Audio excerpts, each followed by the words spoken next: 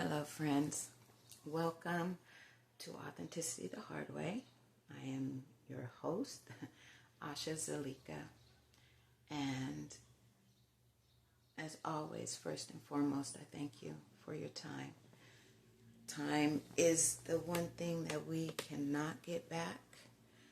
And so you taking the time to sit here with me is very precious to me.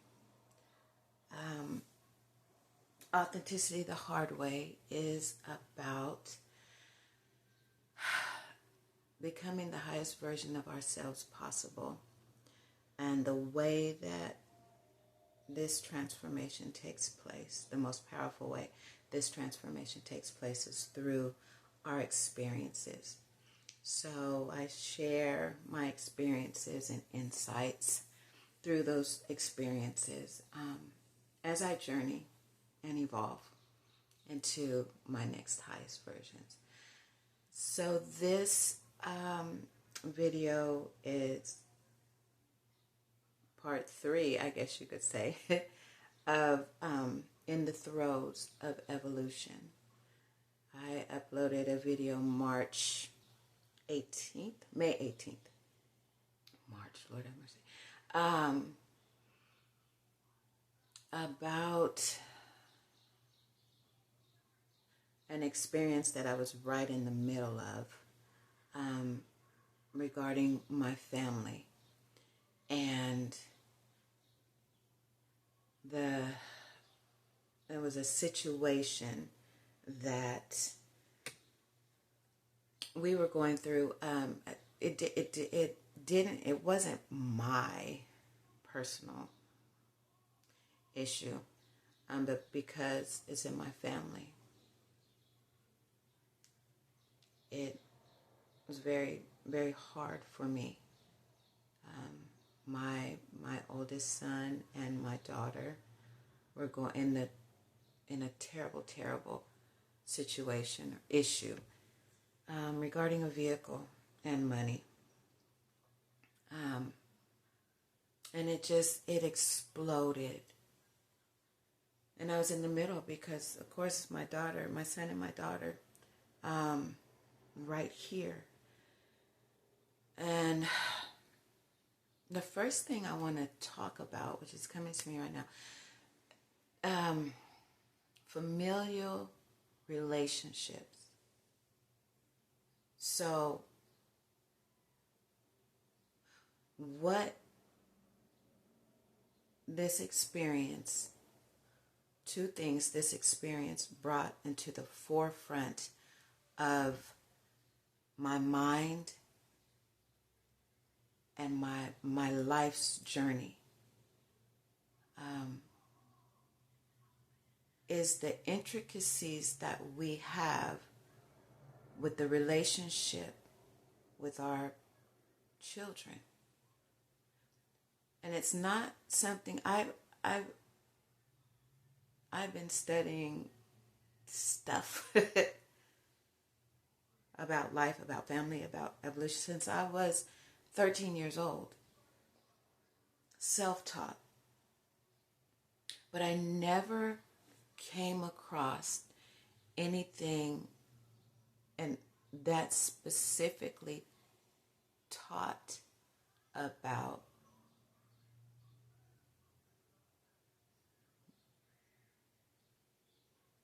relationships or the essence of the relationships within a household. So now I'm on this journey, right? Now I'm on the journey of getting more understanding of mother, father, son, daughter relationships. I know the information was out there, but at the time when I was learning things, I never came across it. So, for me, and I believe it's general, but I can only speak about for me. I'm an only child. My mother and father were both alcoholics. My father was very abusive. My mother was virtually non-existent. I used to always think to myself as a little girl, if I didn't know she was here, I wouldn't know she was here. I hope that makes sense. I'm going to say it again. I was a young girl, and I would be sitting in my room writing or reading, and there was just always this stillness around me. Even though my mother was in her bedroom watching her soap operas, there was no physical presence around me that I could feel that mom was there. A lot of times I would get up and go and sneak and look through her door and see her sitting there just watching the soap operas just to make sure she was there. So I would always say, man, if I didn't know mama was here, I wouldn't know she was here. I always felt alone. My father, on the other hand, he had this heavy, dark, sometimes sinister, overbearing presence. So I knew when he was around. I got to the point of honing in so much on my empathic or I don't know the other word I want, intuition as a young girl. I honed in on my other senses, my spiritual senses, as protection, so I could know where to be whenever he was around. So I got to the point where I could feel when he would be getting off of the freeway from work coming home. And wherever I was, I would gather up my books and my writings or whatever, go in my room, close the door. So I had a very powerful dynamic, yin and yang, light and dark kind of dynamic in my household. So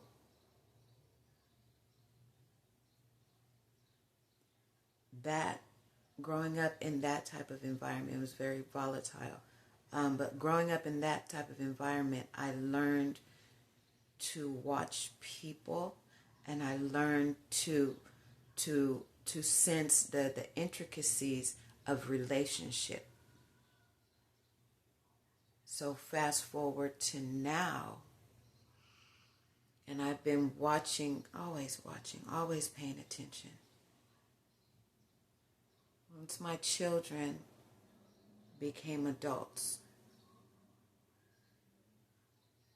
I got to the point where I began looking at my relationships with them,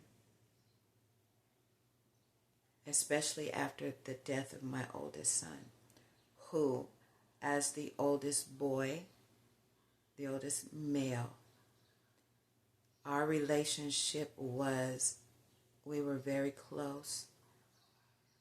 Even as a little boy, he had a protective, which is natural. That's boys want to protect their moms.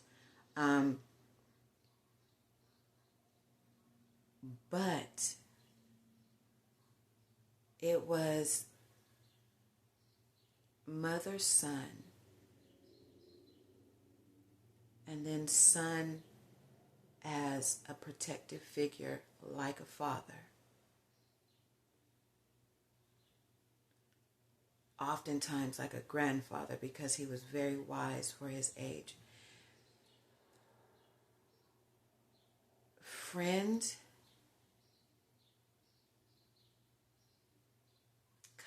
mentor, like so many different roles that this young man played for me, instilled strength in me like a father would.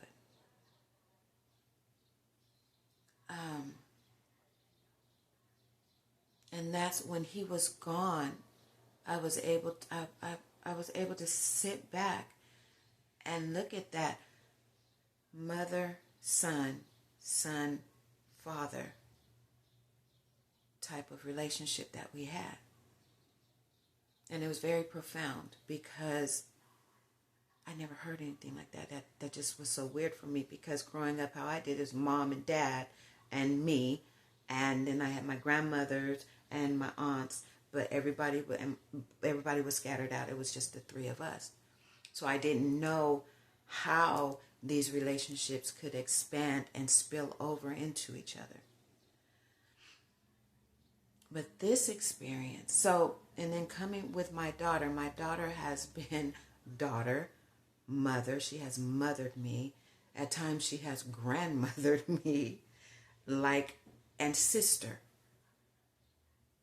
Like all this relationship with my daughter. And I had her when I was 19. We literally almost kind of grew up together. And I don't feel ashamed. I don't feel any kind of negativity when I say that my children raised me. It was the experiences that we shared helped me mature and put me on the road to evolution, to the next highest version of myself.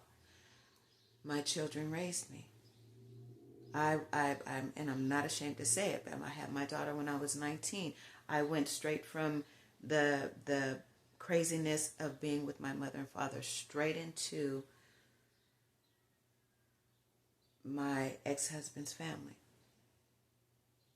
The only rock, the only foundation of myself that I had was bodybuilding and learning, just studying, just learning. That's all I had. And so for 33 years, my children have been my teachers, along with life experiences.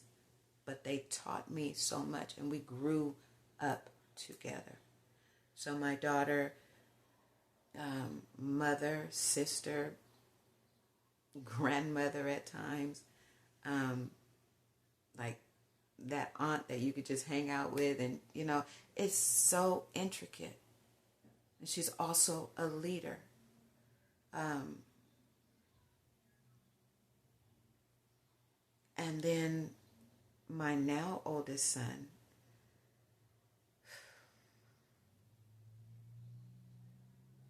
and this is hard for me because I named him after myself. He's a Leo, I'm an Aries. But as I sit here and share this with you, I feel an opening up in my heart space, like I'm going through, I'm getting ready to go into something right here. But that son is the spitting image of my father.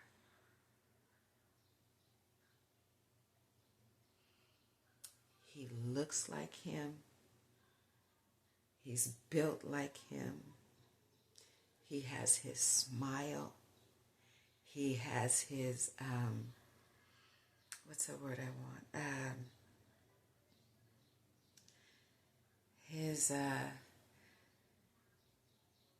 It'll come to me. His finesse, I guess you could say.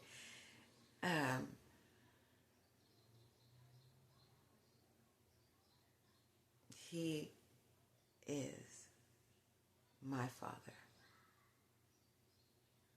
To the point of the abusiveness, the harshness, the bullheaded, unwavering,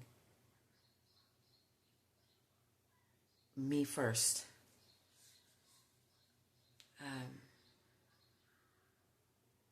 And it has been painful. There have been moments throughout our relationship that I have had to sit back and catch myself, because he would say things or behave in such a ways where it would throw me back to a situation with my father, and I'd be like on a split screen, like I'm here looking at my son, but right here I'm back with my dad. Fight or flight, a lot, fight or flight, or just complete shutting down. I have had to go through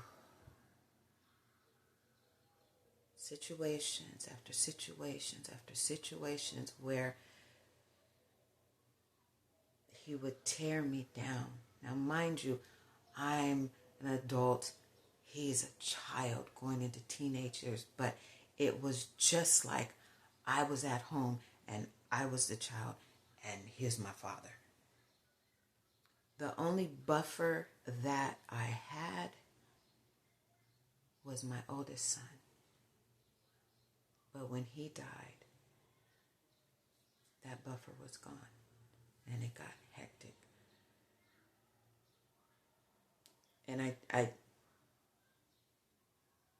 And then to top it off, then I had my youngest son.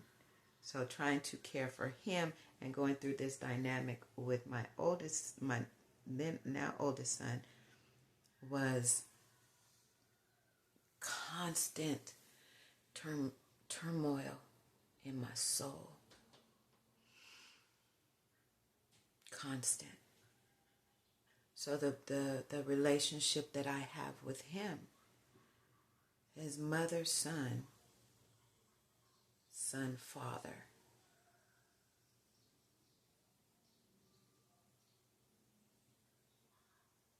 And I never had a grandfather in my life, so I don't know, but that was just it. It was, my son was my father. And sometimes I'd be adult and sometimes I'd be little girl. Like, it was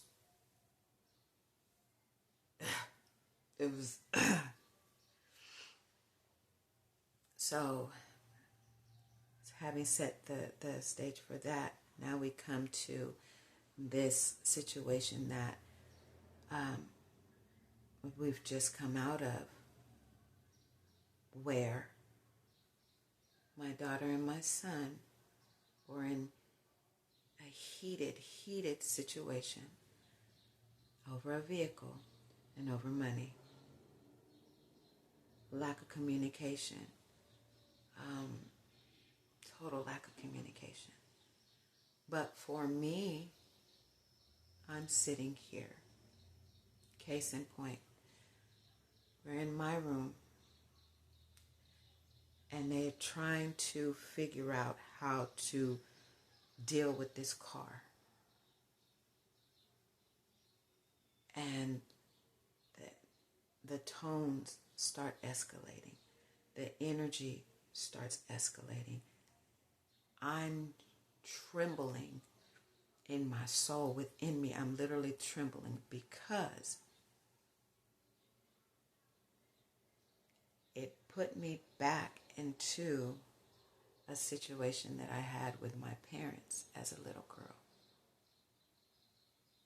And they were standing before me, arguing, fussing.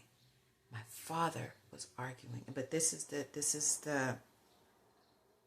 difference. My mother is complete opposite of my daughter. Quiet, non-existent. If you didn't know she was there, you wouldn't know she was there. And she's trying to talk to my dad, but he's not here. He's not having it. So she starts to get agitated. She starts to move into this woman I've never seen before. And then they start going at it. And I'm sitting there and I'm like, I'm scared. Not scared of what my father would do, but scared of who my mother became. Because I'd never seen that woman before. And it was like that. So in present time, I'm watching my son and my daughter go at it. And then in my mind, the whole situation flips. And I'm watching my father and my mother, who has now flipped and become my daughter.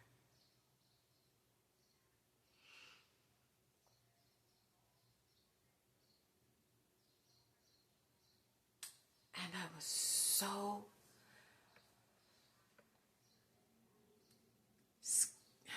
I don't know if scared is the right word. It wasn't like terror, fear, but I was like literally sitting on my bed, like I felt like a little girl, and I'm sitting here just watching them.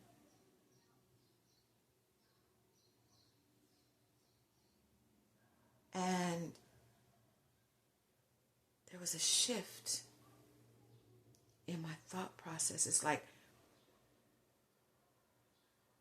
oh, maybe like I timeline jumped, like I jumped timelines.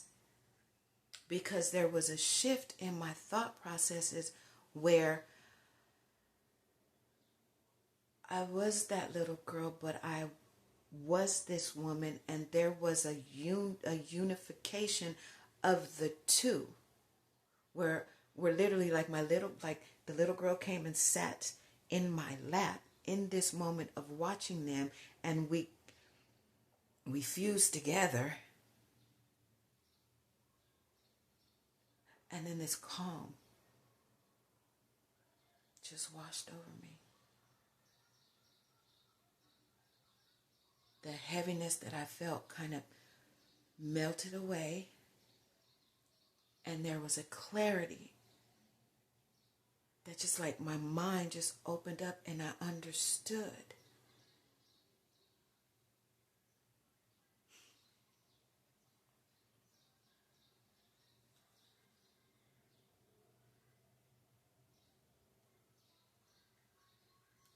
I understood why that was happening. Because the little girl was ready to be healed. That moment of my past had risen up to be acknowledged and to be healed. So that little girl could be healed, so that the woman could be healed, so that unification of the two, so that the little girl could come out of the shadow and into real time and be set free.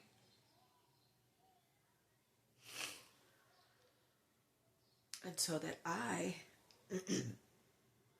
could integrate the healing and the freedom for myself as a woman and a mother,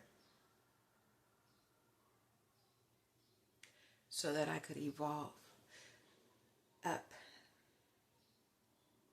into a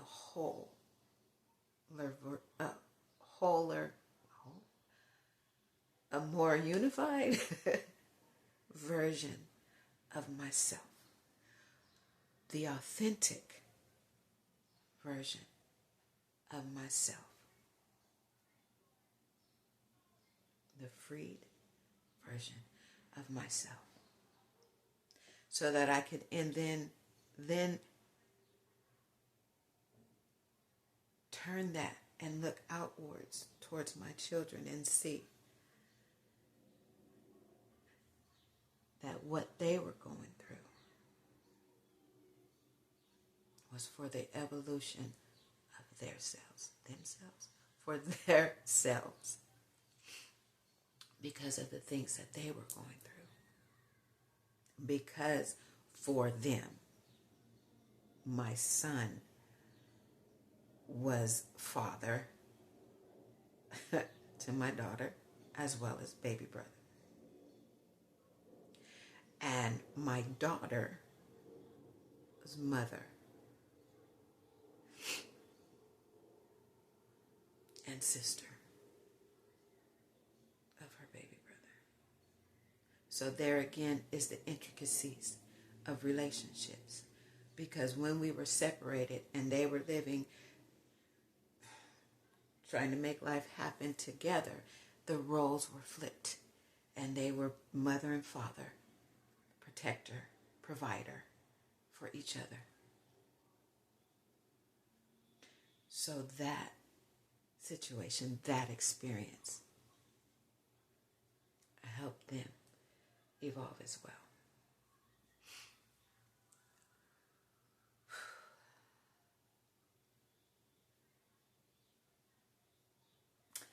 This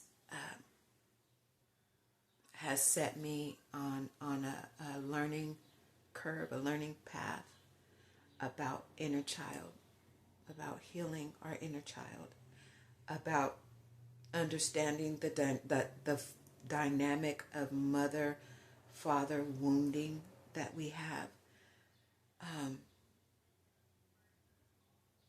Because none of us can evolve past our hurt. We can't evolve. We can't grow. We can't expand wounded. Healing has to take place. And healing takes place through experience. Now, don't get me wrong.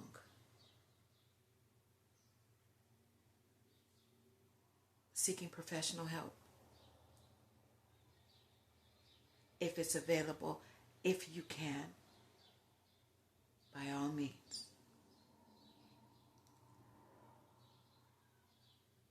I never had that. I have been through counseling. A lot. The main counseling came because me and my son were homeless, and a part of the programs that we were in, we had to see counselors. And just 2.5 years ago, 3 years ago, I saw a counselor, and we talked extensively. And one day she said, Asha, I'm going to tell you this. You don't need counseling. You need to be a counselor. She said, you have all the tools. You have given yourself all the tools that you need to grow. The only thing that you're missing is stability because you're homeless. And she said, no, we were talking, and I told her, I said, you know what, Doc? What I see in reference to Maslow's hierarchy of needs is that what I did from the age of 30, I flipped the pyramid over to where the tip of the pyramid was at the bottom. And I worked on self-actualization first. And then went up to having a home, having my basic needs met. And she agreed. She said, I've never heard of that before, never even thought that was a concept, but that's what I did. She said, that's what you did. Because as a little girl, as a young girl, I wanted to know about the things you can't see, the things I couldn't see. I wanted to know why, when my daddy came home, why my stomach started hurting and why I got so scared and how I knew that he was coming without hearing or seeing that he was coming. That's what's I focused on. And that was as a little girl. And I didn't get my basic needs met appropriately until 3 years ago. So, I'm 53, so maybe a 45-year journey. Yeah. Self-actualization is the highest need that we have.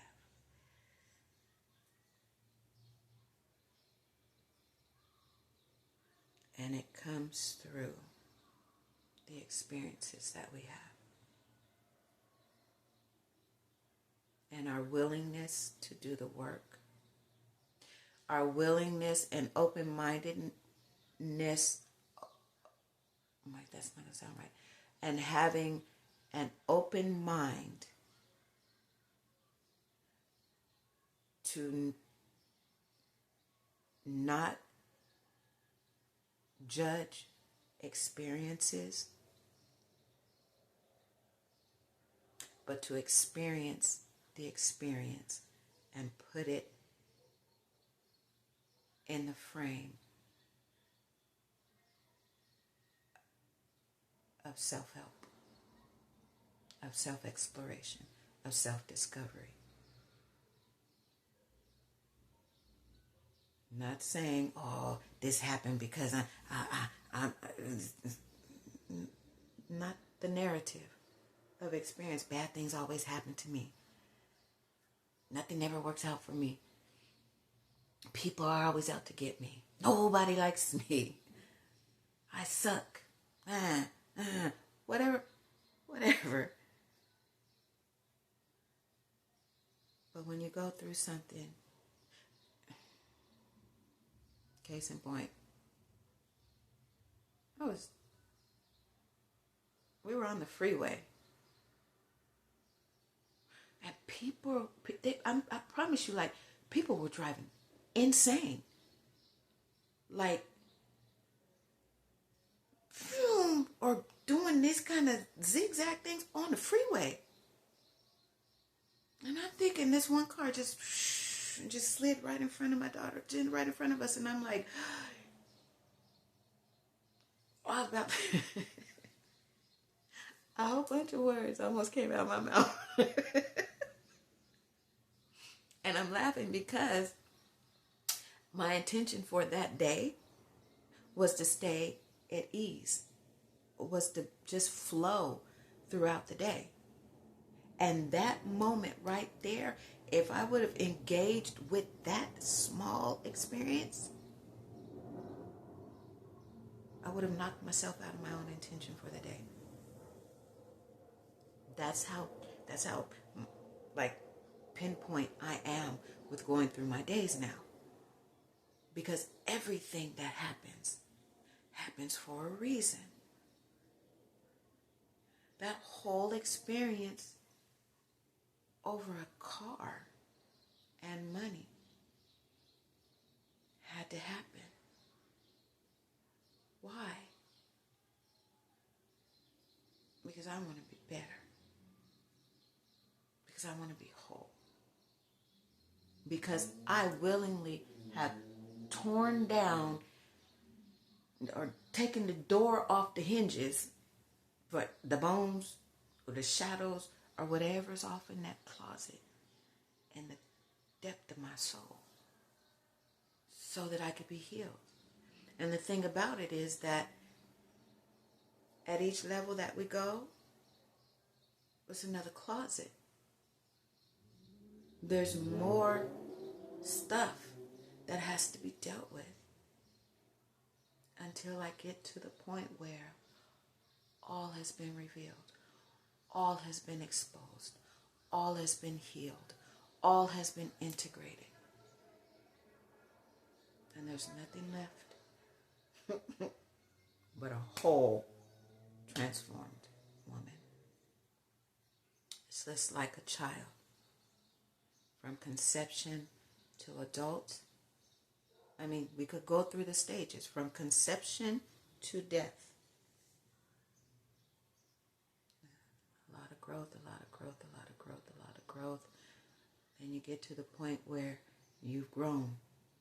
And then as you start aging, people start aging, they start taking a more reflective look upon their lives. For some people, it happens early. And some people, it doesn't happen at all.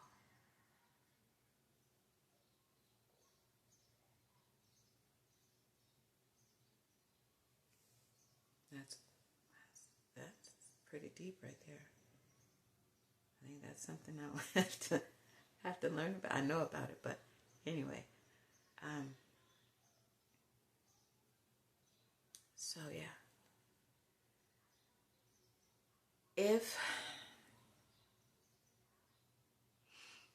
you are in the throes of an experience that is forcing you to take a closer look at your relationship with your family, I encourage you, sit back and learn the dynamic. Learn the dynamic between you and your siblings, or you and your parents, or you and your spouse even. Because it's the same. Like, it's the same. And find out where you need to grow within that dynamic. Find out where's your little girl or little boy. Find out where the darkness is. And dive right in there.